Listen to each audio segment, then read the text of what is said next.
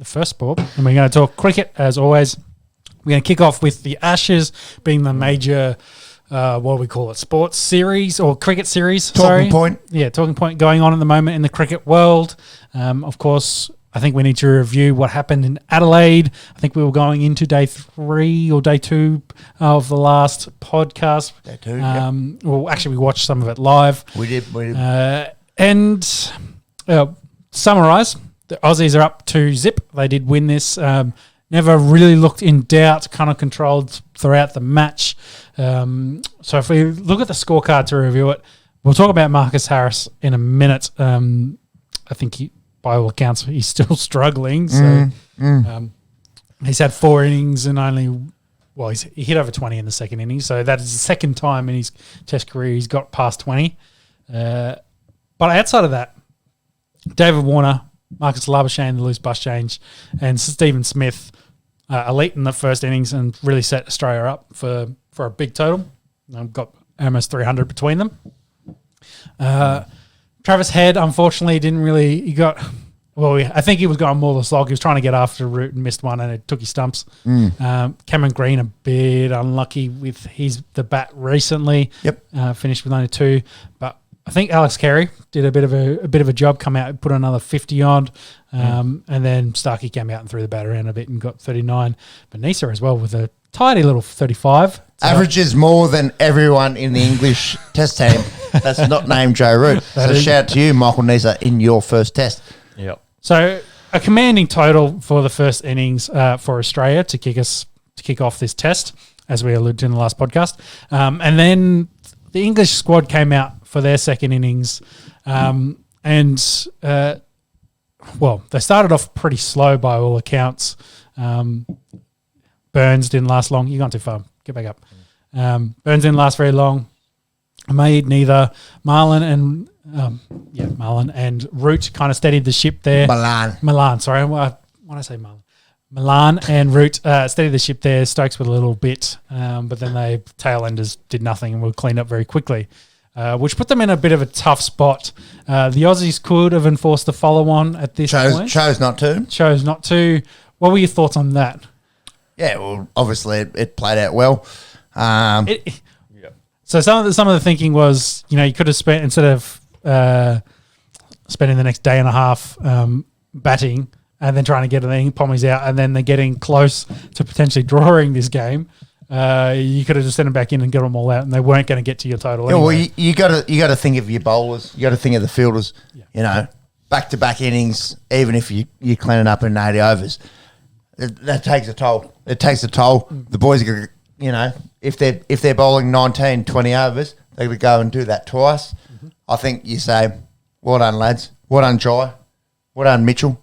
And you say, let's get back in there, recuperate, and fuck it. We'll set them 480 as they did, and go from there. So through this first innings, Nisa gets his first and Starkey got 4. Unfortunately for Richardson, he got nothing in this first innings. Yeah, but how'd that finish up? Yeah, but exactly. So the Aussies then came out and batted for their second innings. Harris, as I said before, did get past 20. It was a bit light on at the top there. They did have the night washman and Nisa come in.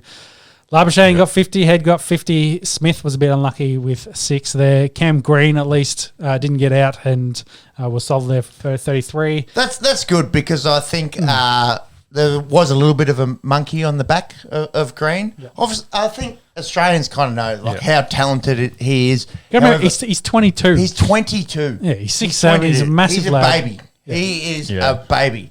And a cute, tall one of that. Yeah. A tall one that feels in the gully. Yeah. Have you seen a tall man move like that in the gully? I haven't. And I'm a tall man that can't move in the gully. But it's nice to see. And I think a little bit of pressure building. It's like, does he bowl? Does he bat? Where's his spot? I think this was good, like having such a commanding lead and then going in for that second inning. It just took all the pressure off. Like they could go out, have a knock. We saw Harris scored more than what he usually does. Yeah, try a few things. Green, scored a few more than what he normally does. And, just sort of worked in their favour that they didn't have to go chase down a huge target or anything. They just had to go play a couple sessions and then see what they could how many runs they could make and get them back in to 250 take them out. ahead. Yeah. You guys seen Marnus went to number 1 this week. We'll get to that. Let's just finish off the summarising of the test that was. So in both innings for Australia, Nathan Lyon doesn't get a chance to bat. Obviously, Steve Smith doesn't think he needs to go out and bat. They protecting the GOAT. So the wickets shared very much between the English bowlers. One for Jimmy, one for Broad. Ollie Robinson got the 2. Root got 2. What about Colin Funky Miller? He's bowling off 30 steps, and he's bowling off spinning. Yeah. Well, interesting. Had to get their over rate up. So yeah. When was the last time we seen that? I actually think it was Colin Funky Miller or Andrew Simons. Perhaps used to bowl a few meds and used to bowl a few off spinners. I haven't seen that. For 15 years. But he wasn't. Yeah, Andrew Simons wasn't like a first choice bowler. Sure. So we essentially we're saying Josh Age was then turned around and decided to throw. Very unusual. Very unusual. Yeah. Well, I was expecting, them to spray his hair in some kind of green or blue. Or get some frosted tips in the. Yeah, he was wearing the speed runners with the sunglasses. Colin Funky Miller, shout out to you if you're listening, Ollie Robinson. Yeah. And you know what? He did well as well. It was turning. It was turning. It wasn't that bad. Nah, it wasn't bad at all. So shout out to you, Ollie. Yeah. So turning that ball like an offensive tweet in 2010. Just straight back, like just doing you. Just doing you. Flight, lines, length. So set it very much an impossible total. The Pommies were, I think it was by the end of it was 400 plus. It was like 440 they had to chase down. So it's got down a little bit, Monks. So they came out. Burns actually faced up for this innings, surprisingly. After rejecting it for the last couple. He then got 34 from 95 hanging around. Me didn't. And then the batsman really didn't do too much for the Pommies, unfortunately. Wokes was probably the main one there trying to and Josh Butler stayed in there forever. You want to know a stat about Wokes? Yes. The only English batsman to make 20 in each innings in this Ashes. There you go. Wow. Only one to put hold his spot. Anyone. Well, we'll get to the team chat in a second, but you'd think so. They didn't score well. The bottom half of their squad did pretty well to hold in for as long as they did. Josh. Josh. Josh was the main one. He was facing over 200 balls. Then Wokes himself did almost 100 as well. What about the unfortunate way to step on your own stump after facing 200 rocks and then you go back and you step on it and they light up, just to add insult to injury. Just, hey, mate. Little Christmas lights. Yeah, that's right. You're one of the best ODI white ball players in the world. By the way, he just stepped on your own fucking poles. Yeah. So that was a great knock. Gritty. Yeah. I had people texting me saying, "Are you worried?" I was like, "Nah, not really." And then he just kept seeing him out. I was like, "I'm not worried." But yeah, I'm starting to go that way. Yeah. I think they got him out with about 20, maybe even with 19 overs left. I think from memory. So they still had a plenty to go. But yeah, they if Joss and Wokes hung out there for a little bit, got through to the late break, went out and saw a few overs. Yeah, maybe you start getting worried. But I don't know. It felt like it was job done. It felt like it was job done, day 5. Yeah. So beaten by over 200 runs. The English squad was. Starkey got 2. As we mentioned before, Jai Richardson, he did get his Michelle Pfeiffer through this. Great considering coming in the squad, getting 0 to first innings and then picking up 5 was good. Nathan Lyon bowled a shitload and he got 2 wickets for himself. Their most accomplished bowler at the Adelaide Oval ever. Or did he? Yeah, he took the lead. He took it from Warney by 1. One ahead of Shane Warne. Yes. So there you go. And Niso got another one as well for his efforts. Jai Richardson chat. And this is going to be niche, but we'll play to the niche listeners. Yep. Sex Education on Netflix. Pretty good show. Coming of age. Glad you clarified that as being on Netflix. TV show. Yeah, don't type that in with safe search off. No sex education on the Esky. No, it's a nice show. It's like a high school show. It's coming of age. Obviously, they set it up like Maeve is like this kind of like hipster girl. She's a bit she reads feminist books. She's a bit mean. Then you've got this big nerd. He's skinny, but he's quite well versed in the books. His name's Otis. Otis, that's right. His mum's Gillian Anderson. That's right. Mulder and Scully. Mulder, how are you? I'm Otis's mum. And I will do the accent because why not? So I have seen on the interwebs that thing that connects us all, for better or for worse. Jai Richardson, look-alike, Otis of Sex Education. And this is me doing Gillian Anderson, as formerly known as the hot lady of Formerly known as the hot lady, Paul. The X-Files.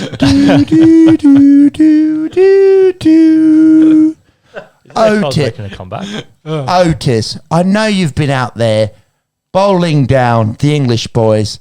I know you can get that ball hooping. It's completely understandable that you could get that ball hooping on a 4th to 5th stump line and just get away. Just be good enough to nick him up. I totally understand it, Otis. And that's me doing Gillian Anderson as Jai Richardson. Let's go, schnick him up. Otis, let's go. Come on. Good show. I think you need to cover the point here that Otis looks like Jai Richardson. That's why we're doing Well, I think I said it at the top. Otis, it's completely normal. Don't worry about it. If you come down here and, you're bowling, it's at Adelaide Oval, the ball starts moving around a little bit, you can schnick up these poms. They're not much chop. Not much chop. My name's Gillian Anderson. I'm not even from England. I'm American. X-Files, David Duchovny. back on track to the cricket. We were talking about cricket. Yes, we were talking about cricket. That's the best bit we've ever done. Probably not. We'll snip that up. We'll snip that up. Otis. So, perhaps you want to talk about, as you alluded to before, the Aussies, Marcus Labuschagne being the number one batsman in the world, for Test cricket, based on the ICC rankings. He's the best batsman in the world. We have 4 of the top 10, if you wouldn't mind. 4 of the top 10. This shout out to Michael Stamson, sent it through in the group chat. Yep. These are Marcus Labuschagne's first innings totals since Lords in 2019. 74, 67, 48, 187, 162, 143, 63, 215, 47, 48, 91, 108, 74, 103. To cut a long story short, his lowest score in 2 years in the first innings is 47. He's the best stick in the world. Even then, there's only 4 or 5 under 50. Well, there's 3 that are under 50. He's got 1, 2, 3, 4, 5, 6 tons. 6 tons in that. He's the best. And for once, as Aussies that have seen English, pasty, vitamin D deficient Joe Root at the top. English morons just stealing these suffers, just stealing them. And we said, hey, mate, it's pretty hot over here. Why don't you just come play for us? Yeah. And it worked. It did work. Yeah. He's the best stick in the world. He is. So, he's number 1 in the rankings. So, if I didn't go through, I guess we'll go to the top 10. Yep, so we do have... He overtook Joe Root, sitting there second. Ellen DeGeneres. I'll leave that one with you. It's a meme. It's not my fault. After him, we've got our own Steve Smith as well at number 3. So that's 2 of the 4. Then we've got Kane Williamson, Rohit Sharma, Davey Warner in at 6. And then we've got Virat Kohli 7, Dimunth Kanaratan. I messed that up for Sri Lanka at number 8. Karunaratne? Yeah, we'll go with that. Yeah. Then we've got Baba Azim from Pakistan at number 9, and Travis Head rounds out the top 10. Yeah, he's 150 and then 50 in this innings has done him well to push him in the top 10. But How was that? T Head, top 10. yeah, and after everyone talking about should he make the squad, maybe Usman he should go in there, play ahead. But hey, they've stuck true to Travis Head and he's Vice rewarded captain of them. Australia. Thank you very much. Yes. And I think have 4 in the top 10 is the first time for Australia since like 05. Yeah, I think since they started the rankings. Yeah, and I think Australia's only one. There was a period where we had 5 in the top 10 as well. Really? As the only nation to have done that. And I think that was, again, early 2000s. So impressive feat. We were talking last week about the best test team in the world and the competition between probably India and New Zealand for that spot. Just to go to show that Australia, though maybe not having the results of late and especially losing in the, say, competitive series with those nations, hasn't helped their chances, but they still have the talent, individual talent, so hopefully they can put it all together and again, push back towards that upper echelon of they're probably in third spot and need to take over, second and first. What happens if it's 5-zip? Because it's looking more and more likely. Well, I think the rankings will reward us, and especially winning the Ashes. But hey, we got to remember that Indian series was only last year and didn't go so well for us at home. Yeah, fair. So it would need another What about England? They haven't won a test match here in over 4,000 days. Yep. And a Bit of long time. My younger brother doesn't follow much cricket. He's only can go off the news. This is what he sent to me. He said, "Have England ever won a test match in Australia?" That's what he asked me. I said, "Yes, mate. Yes, it's just been a long time." Yeah, it's just He doesn't know any 10 better. years. Doesn't know any better. Like a little innocent puppy, Yeah.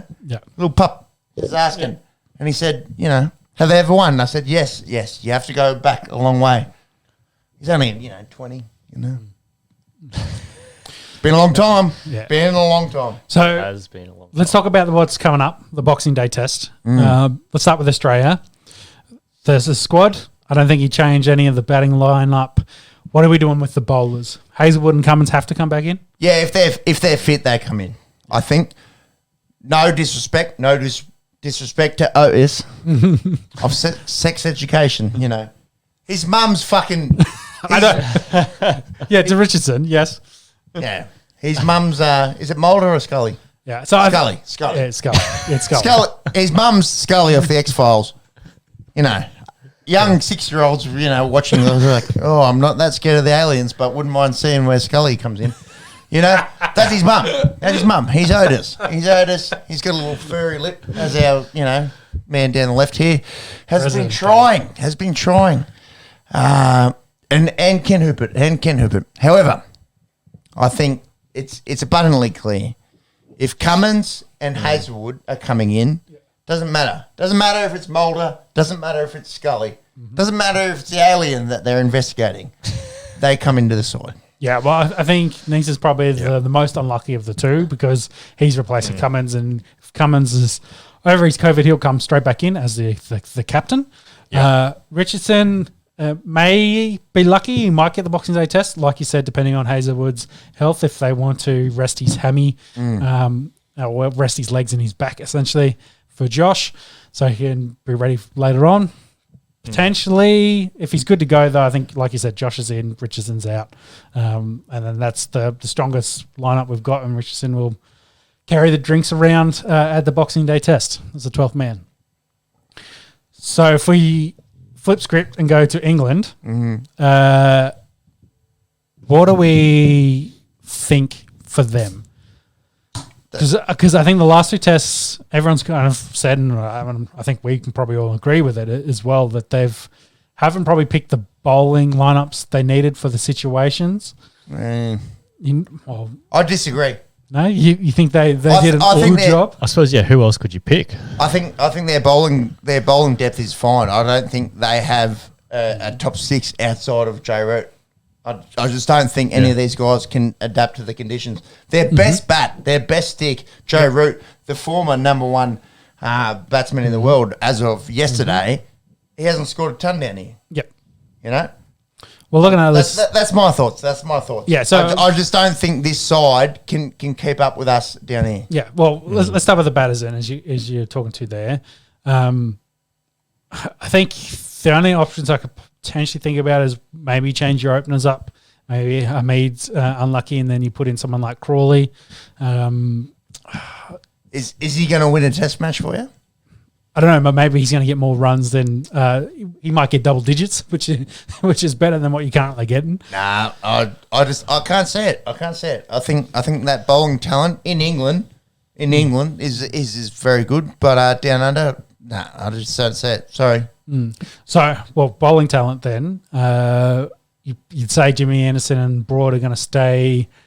You'd maybe Ollie Robinson. I think they need to bring Mark Wood back in. Legitimate pace. Yeah, because I think it was kind of showed in Adelaide they were missing that a little bit where they didn't have the change-up. All the bowlers are very similar with a slight bit of movement. I think, the general pace, that Mitchell Stark equivalent, as you like, and Wood, I think would be a good in. Do I think they need a specialist spinner? Jack Leach, bring him back. I don't think he's good. He's not good enough as a specialist. He's all right in Brisbane. It was good for us in Brisbane, definitely for the Australian squad. It was. And they're covering it enough with Root, but it's only bowled 6 overs, I think, in that second innings. So they need a spin of something, but I don't think they've got a spinner in their squad. I don't think they've got one that they can pick with reliability. No, not the current lot. And Mo and Ali retiring on them probably hasn't helped them bring in a young fella as a replacement. Not to say that was a surprise, but it was recent. They don't really have anyone good as a replacement there. So I think their squad in general, what they've brought to Australia, is lacking a backup spinner of some calibre that they could potentially use. 5-0. I think a lot of chat. Pope comes out, Bairstow comes in. What does that do you? It's the same. It's the same fucking person. Yeah, Bairstow a little bit more accomplished, obviously. Yeah, I think it's going to be a long summer for the English. Well, I think there's some rain forecast for Sydney across the Boxing Day test, so that might be the only reprieve to not a 5-0 walloping. In Sydney would be or with a bit of rain. Melbourne? Melbourne. Sorry, yes, it's across the whole eastern seaboard. Sorry. I was looking at Sydney and I had Canberra, and it's the only thing that's going to save them. Yeah. Where's the writing on the wall? Who's going to save us? Save them from a 5-0 whitewash to a 4-0 whitewash. Seems like it. And I forgot to mention on the Australian squad, has been confirmed that Harris will keep his spot in the Boxing Day test. They're not going to switch him out. Interesting. I want him to make runs. I think everyone, of course everyone wants him to make runs. I think there's a few nefarious actors out there that don't want him to. True. Well, I think he's been doing a good game plan as always, getting out, and then Labuschagne comes in. As you said last week, I wouldn't mind the best batsman in the world now. I wouldn't mind the number one batsman in the world coming in at like 1 for 180. So do what you can from that. Yeah. But I can't imagine the head noise as aforementioned in previous episodes. But I want Marcus Harris to make runs. Let's see how we go from there. Yeah. So that's Ash's chat. As we said, the test in the MCG kicks off on Boxing Day, which is in Sunday. Yeah. Sunday. You know what's weird? You get to this time of the year and you start thinking like dates. You start thinking, it's not Monday to Friday. You start thinking, that's Christmas Eve. That's Christmas. Yes. That's Boxing Day. Yes. It's just me that does it. I think, that's more unanimous than that, surely. Yeah. I'll do it. Yeah, fair enough. For those 3 days of the year. Well, it's nice to have a little bit of support.